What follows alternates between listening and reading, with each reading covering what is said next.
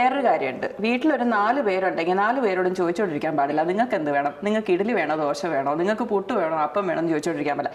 ഇതാണ് മെനു, കഴിച്ചേച്ചും പോ, അത്രയും പറഞ്ഞാൽ മതി. ഞാനൊക്കെ ഇനി അത് പഠിക്കാം. അദ്ദേഹം ഒത്തിരി പ്രയാസപ്പെടണ്ട അല്ലേ? ഓക്കെ. അല്ല ശരിക്കും അബ്രാമി പറയുന്നതിൽ കുറച്ചൊക്കെ കാര്യമുണ്ട് കേട്ടോ. നമ്മളിങ്ങനെ എല്ലാവരോടും മെനു ചോദിച്ച് എല്ലാം ചെയ്ത് കഴിയുമ്പോൾ നമ്മുടെ പകുതി ആരോഗ്യം പോയി കിട്ടും. പിന്നെ എന്താന്ന് വെച്ചാൽ നമ്മൾ സത്യം പറഞ്ഞ സ്ത്രീകൾ, ഞാൻ നേരത്തെ പറഞ്ഞ പോലെ നമ്മൾ ലീസ് ബോധേഡ് അല്ല നമ്മുടെ കാര്യത്തെ പറ്റി. നമ്മൾ എന്താ നമ്മുടെ ഇൻടേക്കിനെ കുറിച്ച്, കാൽഷ്യന് എന്താ പറയാ, ഹെൽത്തിനെ പറ്റിയോ ഒന്നിനെ പറ്റി നമ്മൾ ബോധേഡ് അല്ല.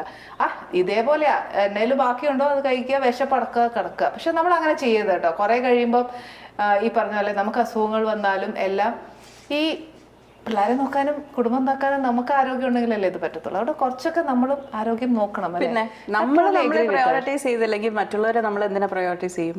സത്യം. നമ്മൾ ആദ്യം നമ്മളെ സ്നേഹിക്കുക.